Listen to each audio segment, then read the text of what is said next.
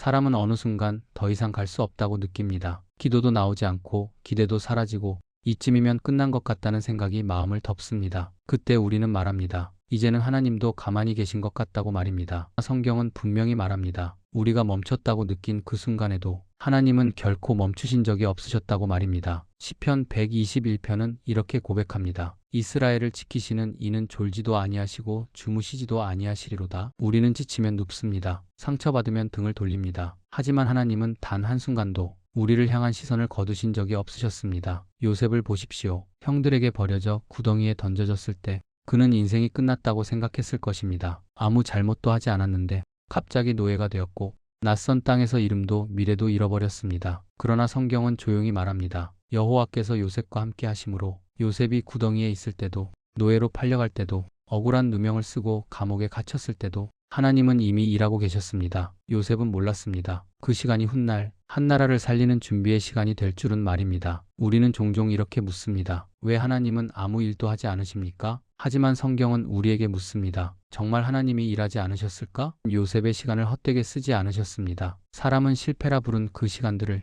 하나님은 훈련으로 사용하셨습니다. 창세기 50장에서 요셉은 말합니다. 당신들은 나를 해하려 하였으나 하나님은 그것을 선으로 바꾸사 많은 백성의 생명을 구원하게 하셨나이다. 이 말은 하루아침에 나온 고백이 아니었습니다. 버림받은 시간, 기다림의 시간, 억울함의 시간이 모두 지나간 후에야 할 수 있었던 고백이었습니다. 우리가 포기한 그 시간에도 하나님은 여전히 일하고 계셨습니다. 그 일은 눈에 보이지 않았고 즉각적인 결과로 나타나지 않았지만 하나님은 그 시간 속에서 우리를 무너뜨리지 않고 다시 세우는 일을 하고 계셨습니다. 우리는 하나님의 침묵을 하나님의 부재로 오해할 때가 많습니다. 기도에도 응답이 없는 것 같고 아무 변화도 일어나지 않는 것 같을 때 우리는 이렇게 말합니다. 하나님이 나를 잊으신 것 같다. 그러나 성경은 말합니다. 하나님의 침묵은 일하지 않으심이 아니라 보이지 않는 곳에서의 역사라고 말입니다. 출애굽기의 이스라엘 백성을 보십시오. 400년 동안 그들은 노예로 살았습니다. 기도했지만 상황은 바뀌지 않았고 하나님은 침묵하시는 것처럼 보였습니다. 그러나 출애굽기 2장 24절은 이렇게 말합니다. 하나님이 그들의 고통 소리를 들으시고 아브라함과 이삭과 야곱에게 세운 언약을 기억하사 이스라엘 자손을 돌보셨더라. 하나님은 이미 듣고 계셨고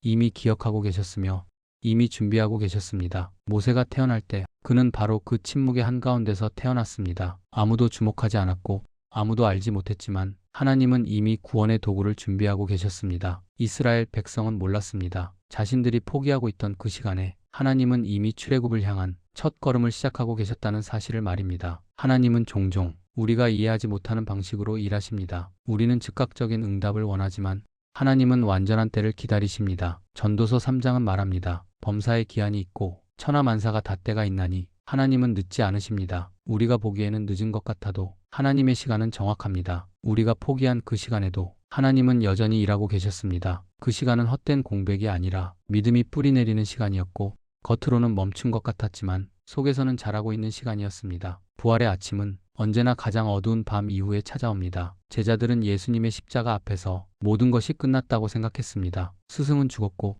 꿈은 무너졌고 그들은 다시 옛 삶으로 돌아가려 했습니다. 그러나 그들이 포기한 바로 그 시간에 하나님은 가장 위대한 일을 준비하고 계셨습니다. 마태복음 28장은 말합니다. 그가 여기 계시지 않고 그가 말씀하시던 대로 살아나셨느니라. 무덤은 끝이 아니었습니다. 침묵은 실패가 아니었습니다. 하나님은 여전히 일하고 계셨습니다. 부활은 사람이 기대를 내려놓은 자리에서 시작되었습니다. 오늘 우리의 삶도 마찬가지입니다. 이미 끝났다고 생각한 관계, 돌이킬 수 없다고 여긴 선택, 다시 일어설 수 없다고 느낀 그 자리에서도 하나님은 여전히 일하고 계십니다. 이사야 43장은 이렇게 말합니다. 보라 내가 새 일을 행하리니 이제 나타낼 것이라. 새 일은 우리가 준비될 때 시작되는 것이 아니라 하나님이 정하신 때에 시작됩니다. 우리가 포기한 그 시간에도 하나님은 우리 인생을 버려두지 않으셨습니다. 아직 끝난 것이 아닙니다. 아직 시작하지 않았을 뿐입니다. 하나님은 오늘도 우리가 알지 못하는 자리에서 우리를 위한 일을 멈추지 않고 계십니다. 그리고 그 사실 하나만으로도 오늘 우리는 다시 숨을 쉴 수 있습니다. 다시 기도할 수 있고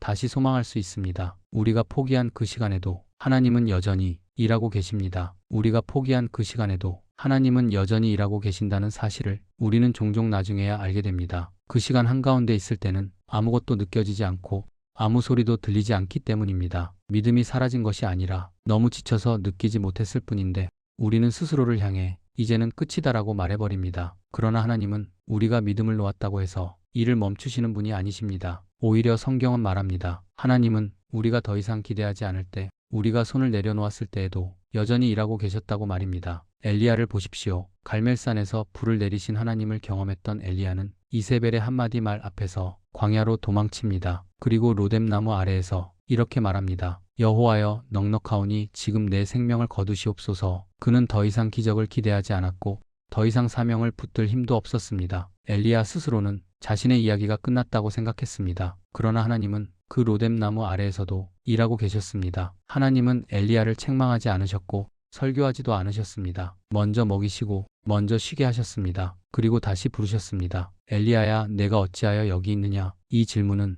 책임을 묻는 질문이 아니라 다시 시작하게 하시는 질문이었습니다. 엘리야가 포기했다고 생각한 그 시간에도 하나님은 엘리야를 버리지 않으셨습니다. 하나님은 이미 다음 사역을 준비하고 계셨고 다음 세대를 준비하고 계셨으며 엘리야의 이야기가 아직 끝나지 않았음을 알고 계셨습니다. 우리의 삶도 마찬가지입니다. 우리는 어느 순간 기도하지 않게 되고 기대하지 않게 되고 하나님께 묻는 것조차 멈추게 됩니다. 하지만 성경은 분명히 말합니다. 하나님은 우리가 부르지 않을 때에도 이미 알고 계셨고 이미 보고 계셨으며 이미 준비하고 계셨다고 말입니다. 로마서 8장은 이렇게 말합니다. 우리가 아직 죄인 되었을 때 그리스도께서 우리를 위하여 죽으심으로 하나님께서 우리에 대한 자기의 사랑을 확증하셨느니라. 우리가 하나님을 찾기 전에 하나님이 먼저 우리를 찾으셨고 우리가 믿음을 회복하기 전에 하나님은 이미 사랑을 멈추지 않으셨습니다. 우리가 포기한 그 시간에도 하나님은 여전히 일하고 계셨습니다. 그 일은 겉으로 드러나는 성공이 아니었고 눈에 보이는 변화도 아니었지만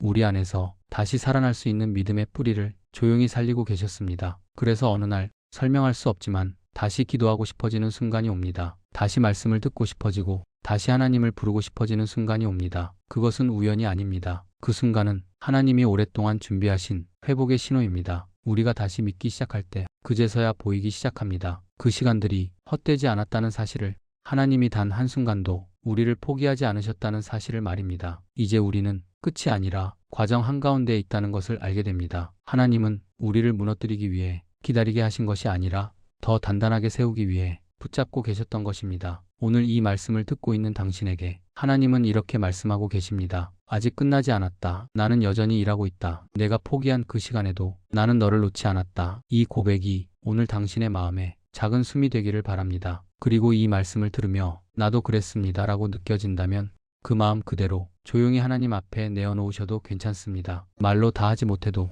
눈물로밖에 표현되지 않아도 하나님은 이미 알고 계십니다. 우리가 포기한 그 시간에도 하나님은 여전히 일하고 계셨습니다. 그리고 지금 이 순간에도 여전히 일하고 계십니다. 이 말씀이 누군가에게 위로가 될 것 같다면 좋아요로 함께 나눠주세요.